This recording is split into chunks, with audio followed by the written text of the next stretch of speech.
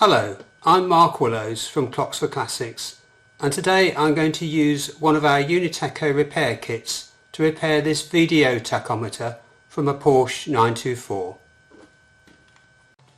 So the first thing we need to do is to remove this bezel so that we can then remove the mechanism from the case. And this bezel is crimped on, so what you need to do is get a small screwdriver and just get it underneath the lip of the bezel and gently prise that lip up so that you straighten it all the way round. Now I've already done that on this tacho, and if I zoom in you can see that I've straightened, there we go, that I've straightened the lip there. And once you've done that, then you should be able to just get the screwdriver in between the bezel and the edge of the case and just prise it off. It should come off relatively easily. There we are.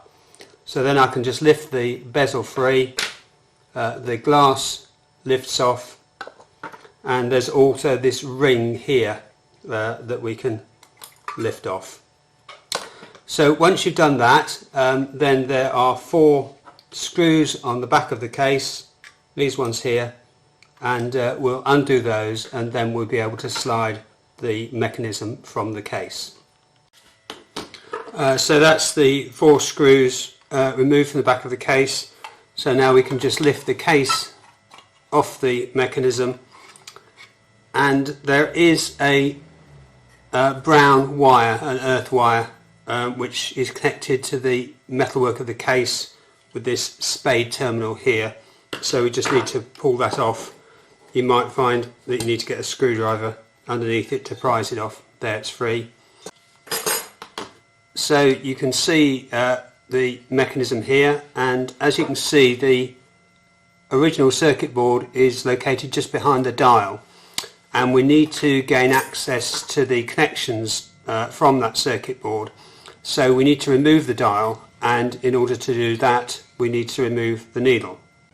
So to remove the needle, the first thing we need to do is protect the dial, and so I've cut out this cardboard shield here which I'm going to slip underneath the needle and over the dial like that, and that will protect it when we're removing the needle.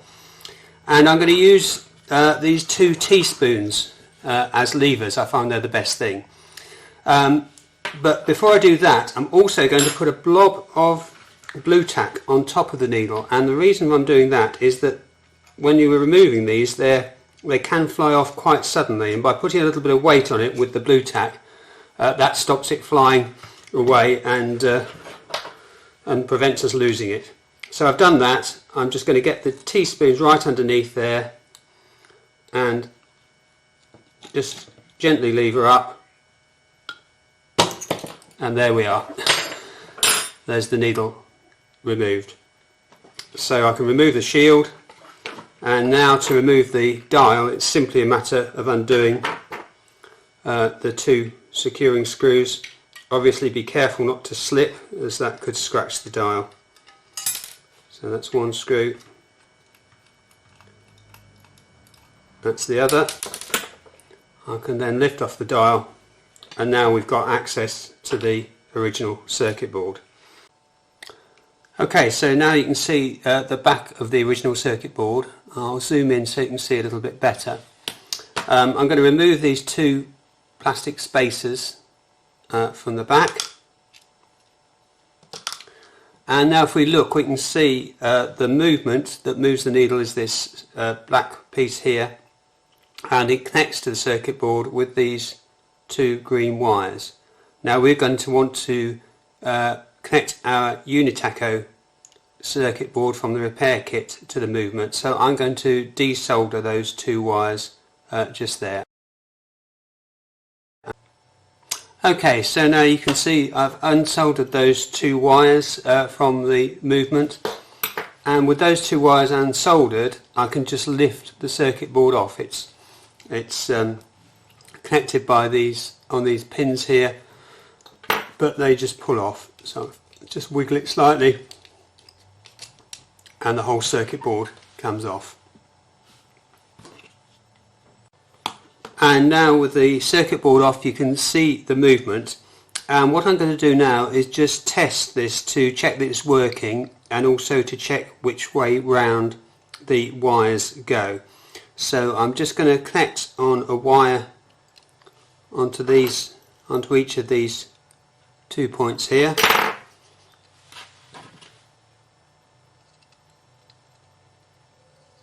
Okay, and I'm going to get an AA battery.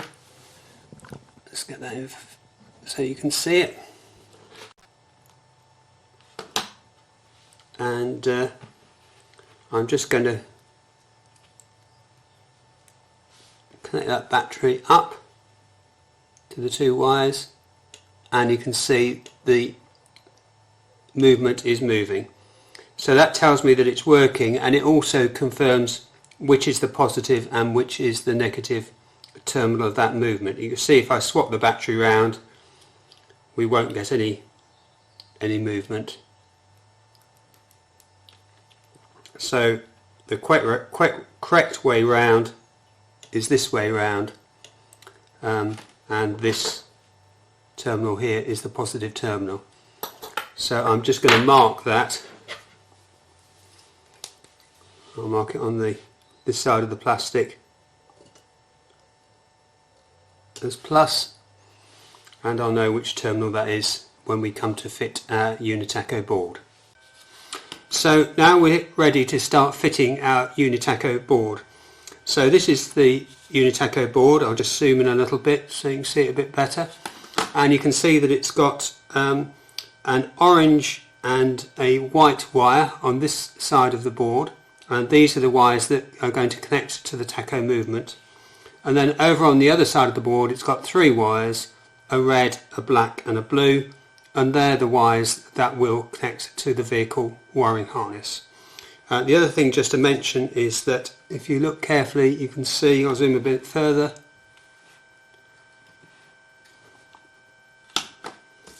okay, just here is a small push button, and that is the button that we use for calibration, and we'll talk about that later. So the first thing we're going to need to do is decide where to put this board.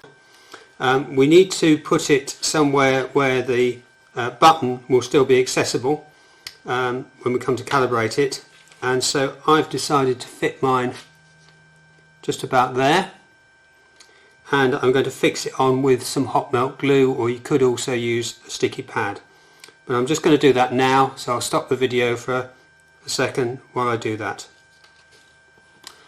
Okay, so here you can see that I've fitted the UniTacho circuit board in place.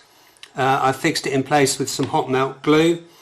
One thing to be careful of if you are using hot melt glue is that none of it gets inside the movement, as that would obviously cause problems. But that's nicely in place there, and the next thing I'm going to do is connect this orange and white wire to the tacho movement. Let me just zoom out a bit so you can see it a bit better. So I'm going to join the white wire to the negative side of the tacho movement, so that's this tag here. We found out that that was the negative when we tested it with the AA battery, and the orange wire I'm going to connect to the positive side of the tacho movement, and that is this tag here. Now you may have seen in some of our other videos that we've used some gel or IDT type connectors to make these connections. In this case we can't really do this because we had to desolder the wires, those 2 green wires, we had to desolder those in order to remove the circuit board. So that's the reason I'm going to solder it. And I'll just stop the video while I do that, and I'll be back shortly. Okay, so as you can see I've soldered those wires on now. So I've got the white wire from the UniTacho soldered to the negative terminal of the moving coil mechanism, and I've got the orange wire from the UniTacho soldered to the positive terminal of the moving coil mechanism. Okay, so now we've connected the orange and the white wire from the UniTacho. We need to connect these 3 wires, which are the vehicle connections. Now what we have here is the red is the 12 volt supply to the UniTacho, the black is the 0 volt or ground, and the blue wire connects to the ignition coil for the RPM signal. Now the way we know where to connect those, if we look on the back of this connector, you'll see just inside there are some numbers stamped, and I know from looking on the Porsche wiring details that number 5 is the positive supply, number 4 is the 0 volts, so that will connect to our black wire, and number 6 is the connection from the ignition coil, so that will connect to our blue wire. So what I'm going to do is I'm just going to solder these wires directly onto these pins here, and these pins here are the ones that did connect to our old circuit board, but they go directly through and connect to the connectors. So I'll zoom out. They connect to the connectors on the back here. So I'm just going to solder those wires directly onto those tags. Okay, so now you can see that I've soldered those 3 wires onto these pins here, and before we go any further, there's one more thing that I'm going to do, and that is, you might remember that when we first took the Tacho out of its case, there was this brown wire which connected to the case from the old circuit board to the case. And the purpose of this is to earth the case for shielding, and it's good practice to keep that feature when we fit the UniTacho board. So what I'm going to do is I'm going to remove this brown wire from the circuit board, and I'm going to solder it onto the ground pin, or the earth pin, that's the black wire. So solder it onto the same pin as the black wire. So I'll just do that now. So you can see that I've soldered that brown wire onto the pin there, and I've also replaced the dial. Now we need to refit the needle, and when we do that, we want to make sure that the mechanism is in its stop position. So if I just zoom in a little bit here, trying to get that in view, then you can see that this part of the mechanism can move, and you want to make sure it's against its rest position. And it's not a bad idea to just put your finger there and hold it there while you fit the needle. So I'm holding it there now, and I'm just going to get the needle, line it up with the 0 point on the scale, and just apply a bit of light finger pressure to press it back in place. So that's the needle back in place. So now we can put the Tacho back in its case, but before we do that, there is one other thing we need to do, and that is to calibrate the unit. And that is done using this button on the top there that I mentioned before. And there is a separate video showing how to do that. It's quite a straightforward process.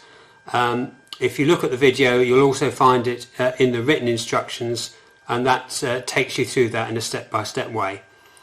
But once that's been done, then we just need to refit the Tacho into its case.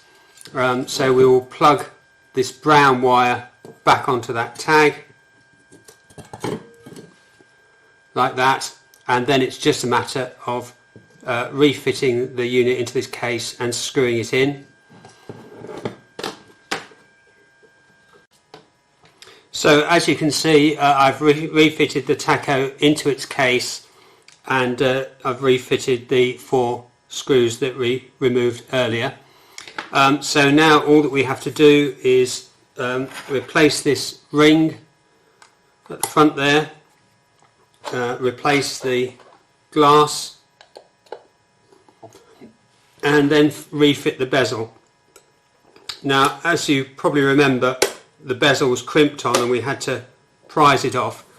You should be able to press it back in place, and then to re-crimp it, presuming you don't have a special tool, there is a special tool for it, but presuming you don't have that, then if you just get it on the edge of a table or something like this and get a small screwdriver, you can gradually just press it down. It takes a little bit of force, but it's really not too bad. And if you just go around doing that, then that will fit the bezel back in place. Okay, so that's the bezel replaced. When you do come to fit the tacho into the car, please take a look at the vehicle installation instructions, which you'll find on our website. So that's the UniTacho kit fitted, and thank you for watching.